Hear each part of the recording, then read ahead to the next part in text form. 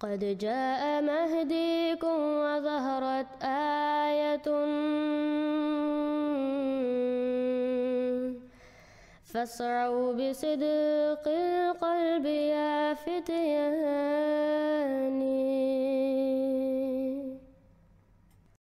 Assalamu Alaikum wa rahmatullahi wa barakatuhu.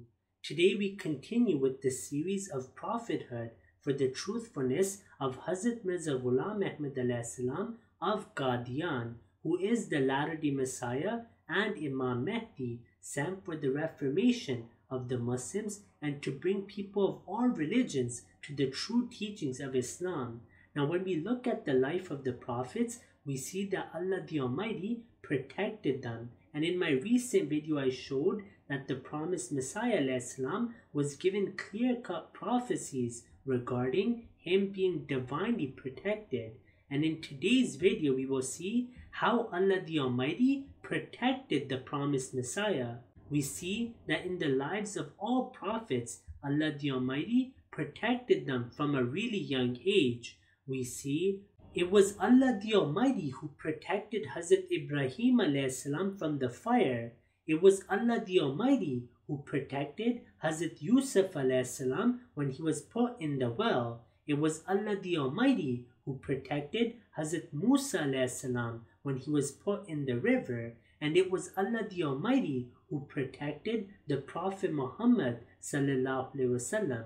In this video I will share some incidents from the life of Hazrat Mirza Ghulam Ahmad salam, who was also protected by Allah the Almighty. The first incident is an incident which took place in Sialkot. Hazrat Ahmad salam was on a journey and spent the night with some friends on the second floor of a house. There were around 7 to 8 other men present. When everyone was asleep, he salam heard some noises and feared that the ceiling was about to collapse. One of the roommates said that he salam was overthinking and the roof was new. He salam went back to rest, but that fear once again encompassed him and he once again informed his friend. However, his friend gave the same reply once again. This time, he salam sat up and firmly told his friend that the roof is about to fall. They then woke up everyone else and he salam got everyone outside the house and stood near the door. When everyone left, he salam took a step outside the door and his foot was half outside and half in the doorway when the entire roof collapsed. It fell with such force that the beds were all crushed into pieces. Then once again there was lightning in Sialkot and the room of the promised Messiah was struck with lightning. The entire room was filled with smoke. However, the promised Messiah was not harmed. Rather, Allah the Almighty protected him. Once the clothes of the promised Messiah caught on fire, but Allah the Almighty protected him. On another occasion, there was a dead scorpion found next to him, and on a third occasion, there was a scorpion found inside his bedding, but Allah the Almighty always protected the Messiah. The next incident is from the book Hazrat Ahmad salam. It is written that during the course of the trial, a rumor gained currency that the magistrate was under pressure from his co-religionists to take advantage of the situation and to send the accused, meaning the promised Messiah salam, to jail, even if it was only for a day. Friends who heard the rumor came to the promised Messiah salam in great anxiety and anxiously reported what they had heard. The promised Messiah was at that time reclining. As he heard the story, a glow came over his face, and raising himself slightly on one arm, he said with great emphasis, "What? Would he lay his hands on the Lion of God? If he does that, he shall see what end he comes to." Next, we turn to what took place in Delhi in the year of 1891, when the promised Messiah salam challenged all the Muslim scholars that debate me on the death of Hazrat Isa salam. If you prove me wrong, I will burn all of my books on this subject. No scholar was able to step forth. However, Muhammad Hussain Batalvi and Maulvi Nazir Hussain of Delhi spread a date for the debate without having informed the promised Messiah ﷺ. And when the date came, the promised Messiah ﷺ's house was surrounded by the opponents, and they had planned many attacks against the promised Messiah ﷺ. In fact, many of them had weapons as well. The Sahaba of the promised Messiah ﷺ told him that it is really dangerous and you should stay behind. However, the promised Messiah ﷺ said that there is the curse of Allah who stays behind, and I have sent out the challenge, so no matter what happens, I will attend. However, Allah the Almighty will protect me. More than 5,000 people were gathered in the mosque of Delhi, and many had stones ready, while others were armed with sticks and knives. They raised a clamor that this man will not leave the mosque alive. When it was time for the discussion, Maulvi Nazir Hussain of Delhi ran away from the topic and raised allegations. In response, he ﷺ gave a powerful statement which was read out. It was written, "In the name of God, the Beneficent and the Merciful, be it known that the only matter which is under dispute is the belief that Hazrat Isa ﷺ is still alive in the flesh in the heavens. I do not believe it. There is nothing in the Quran or in authentic ahadith to support it. On the contrary, the Quran and the ahadith clearly indicate that Isa ﷺ died like all other human beings. I hereby undertake here to withdraw my claim to messiahship if Nazir Hussain can prove otherwise from the authentic scriptures. I shall not only renounce my claim, but will also burn and destroy all books on the subject.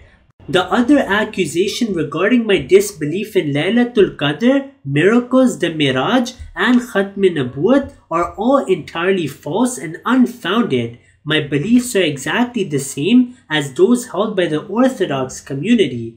The objections raised against my books, Tawziya Maram and Izala-e Oham, are all wrong and mistaken. Now I affirm the following in front of all those present here in this house of God. I believe that Muhammad ﷺ was the seal of all prophets. To believe otherwise is to go outside the pale of Islam. I also believe in angels, miracles, and Laylatul Qadr. I also declare that I shall shortly write a book to remove all such misunderstandings. In short, all other objections leveled against me except my claim to be the latter-day Messiah ﷺ and the death of Isa ﷺ are wrong, absurd, and based on misunderstanding. Now after this was read out, there was an uproar among the Maulvis, and remember there were 5,000 Maulvis in that mosque ready to attack the promised Messiah ﷺ. However, after the uproar, the speakers had left the mosque and the promised Messiah ﷺ was surrounded by 12 of his blessed Sahaba, and once again Allah the Almighty protected him from his enemies. It is narrated that people were filled with awe at the sight of the promised Messiah ﷺ. He had an imposing appearance and nobody dared look him in the face. Mirza Imam Din, a nephew of his,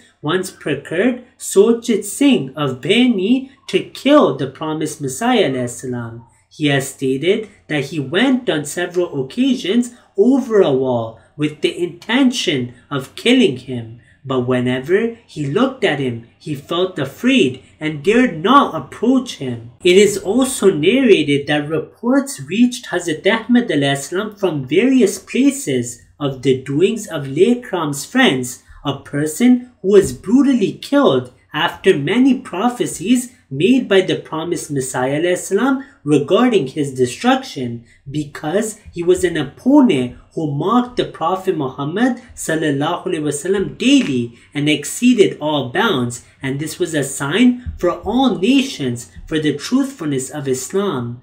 A notable of Gujranwala wrote to say that Pandit Laikram's murder was publicly mourned there for 2 days. a reward of 10,000 rupees was promised to anyone who would arrest the murderer, and 200 rupees to anyone who would give information which would lead to his arrest. A secret society was also formed to murder the promised Messiah ﷺ.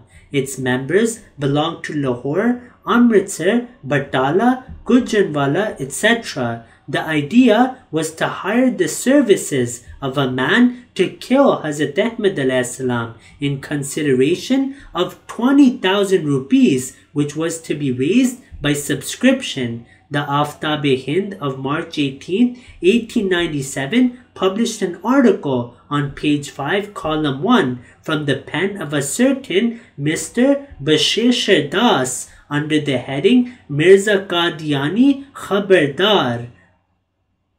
The writer said that Hazrat Ahmad ﷺ had only a few days to live. He threatened and warned Ahmad ﷺ and also other Muslims in general. The Rahbar-e-Hind wrote in its issue of March 15, 1897, page 14, column 1, it is said that the Hindus will go to Qadian and murder Ahmad. It is also rumored that the old man of Aligarh will also be finished. मैं इसमें सिर्फ ये गुजारिश करूंगा कि परवरदिगार की जिम्मेदारी बन जाती है कि जब कोई शख्स ये क्लेम करता है कि मैं खुदाई नुमाइंदा हूँ, मैं उसका वली हूँ, मैं उसका दोस्त हूँ, और वो कोई अमल एसोसिएट करता है अपने दावे के साथ, तो परवरदिगार की जिम्मेदारी बन जाती है कि अगर वो सच्चा नहीं है तो उस अमल को वो रोक दे, वरना जितने लोग उस अमल को देख के गुमराह होंगी उसकी जिम्मेदारी भी खुदा पे चली जाएगी। तो परवरदिगार की जिम्मेदारी बन जाती है कि अगर वो सच्चा नहीं है तो उस अमल को वो रोक दे, वरना जितने लोग उस अमल को देख के गुमराह होंगी उसकी जिम्मेदारी भी खुदा पे चली जाएगी। अल्लाह ताला की तरफ से ये गैबी मदद आएगी। वरना तो मैं तुहानू दस्या ना कि भाई जी अगर सुनियों में आ गया इमाम महदी, शिया ने नहीं छड़ना, शिया में आ गया सुनियों ने नहीं छोड़ना, खुदा ना खास्ता अहले हदीसों में आ गया तो जो बंदियां बरेलियां ने कहना पहले मुकल्लद करो इमाम हनीफा दा, फिर अगली गल होएगी। और 500 इमाम महदी अभी तक कत्ल भी हो चुके हैं, आपको पता है, झूठे। और 500 इमाम महदी अभी तक कत्ल भी हो चुके हैं, आपको पता है, झूठे। तो ये स्पेशल प्रोटेक्शन में होगा, स्पेशल प्रोटेक्शन में। We end this video with the faith-inspiring incident mentioned in the book Zikr Habib. There was a Maulvi of Ludhiana who was standing in a market and was advising others with the law of passion, saying that the promised Messiah ﷺ was God forbid a disbeliever and how he ﷺ is harming other Muslims. The Maulvi then said that anyone who kills him will gain reward from Allah and would go to paradise. The Maulvi continued to repeat this. One of the countrymen was inspired by this speech and went to the house of the promised Messiah ﷺ. At that time, the promised Messiah ﷺ was giving a speech. There were some followers and some who had not yet accepted Ahmadiyya. The countryman also entered the room and was preparing to fulfill his mission. The promised Messiah ﷺ did not pay attention to him and continued his speech. He also began to listen. The speech began to have a great effect on the heart of the countryman. The stick which he brought to attack the promised Messiah ﷺ suddenly fell to the ground. He continued to listen to the speech until the speech ended. Then another person from the meeting said that he has understood the claims of the promised Messiah ﷺ and wants to accept him. At this, the countryman stood up and said, I came here after the advice of a Maulvi who influenced me. He said that I would go to paradise if I was to kill you, but after hearing your speech, I have understood that you are truthful and everything you say is true. I also want to become your follower. Hazrat Ahmad ﷺ then accepted his pledge of allegiance. In his book Arba'in, Hazrat Ahmad ﷺ writes, O ye people, be certain that I am being helped by a hand which shall always support me. If your men and your women, your youth and your elders, your commoners and your elite all join together to pray for my destruction to the extent that through constant prostrations, noses start to rot and hands become useless, Even then, Allah will not listen to your prayers and He will not stop until His will is accomplished. And even if not a single human being supports me, the angels of Allah will be with me. Then in his book Tohfa-e Golarviya, Hazrat Ahmad ﷺ writes, purely by way of advice and for the sake of Allah, I tell the opposing clerics and their soulmates that abuse and vilification is not the way of decency. If this be your disposition, then so be it. But if you consider me false in my claim, you also have the option to come together in your mosques and pray to God for my ruin. Or you can do the same individually. If I am false in my claim, your prayers are bound to be heard.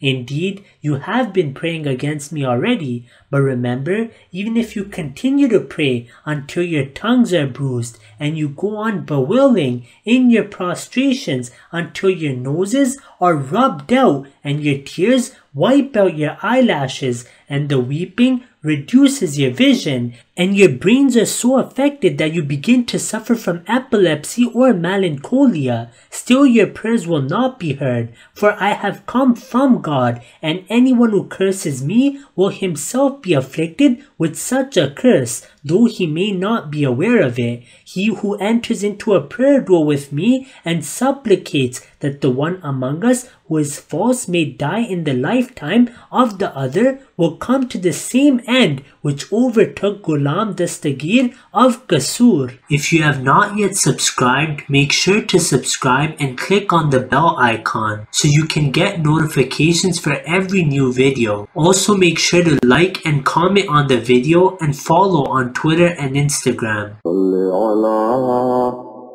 نبينا صل على محمد صل على سفينا صل على محمد